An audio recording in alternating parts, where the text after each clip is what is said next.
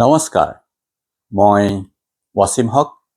মই ইংলেণ্ডৰ ব্ৰেকনেলৰ পৰা কৈছোঁ। মই এনেই ডিব্ৰুগড়ৰ, কিন্তু 2003 চনৰ পৰাই মই ইংলেণ্ডত আছোঁ। মই শিক্ষাৰ কাৰণে অসমৰ পৰা 1989 চনতে ওলালোঁ। মই REC কুৰুক্ষেত্ৰৰ পৰা, হাৰিয়ানাৰ কুৰুক্ষেত্ৰৰ পৰা মই ইঞ্জিনিয়াৰিং কৰা 1993 চনত মই পাছ কৰিছোঁ, ইলেক্ট্ৰনিক্স আৰু কমিউনিকেশ্যনত। তাৰ পিছৰ পৰাই মই চাকৰিৰ কাৰণে বিভিন্ন ঠাইত ঘূৰি ফুৰিছিলোঁ। মই IT ইণ্ডাষ্ট্ৰীত কাম কৰোঁ। মই মালয়েছিয়া, ছিংগাপুৰ, ইণ্ডোনেছিয়া, থাইলেণ্ড বিভিন্ন ঠাইত মই চাকৰিৰ কাৰণে ঘূৰি ফুৰিছিলোঁ।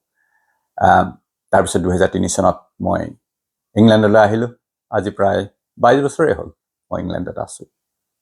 আৰু মই সৰুৰে পৰা মোৰ কিতাপ পঢ়াৰ বিশেষ অভ্যাস আছিল।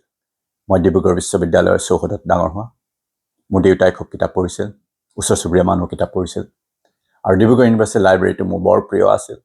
মই মুকলি সময়ৰ বেছিভাগ সময় মই ইউনিভাৰ্চিটি লাইব্ৰেৰীতে কটোৱা।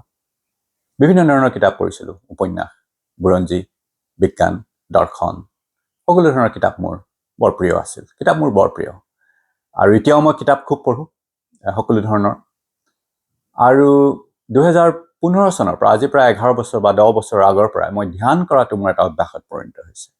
মই দিনে প্ৰায় 2 ঘণ্টা বা 3 ঘণ্টা সময় মই নীৰৱে বহি থাকোঁ, যাক ধ্যান কৰা বুলি ক'ব পাৰি।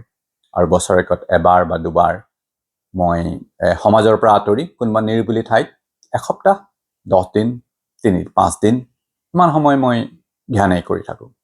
গতিকে এই সকলোবোৰে বিভিন্ন কিতাপ, বিভিন্ন দেশ, বিভিন্ন মানুহৰ লগত মিলি বিভিন্ন কিতাপ আৰু ধ্যানে হয়তো মোক কিছুমান বস্তু অলপ বেলেগকৈ চাবলৈ মোক সুবিধা দিছে। কিছুমান হয়তো মোৰ দৃষ্টিভংগী অলপমান বেলেগ। গতিকে এইবোৰ কথাই মোৰ এই চেনেলটোত, অন্তঃপ্ৰবাহ চেনেলটোলৈ কৈ যাম বুলি ভাবিছোঁ।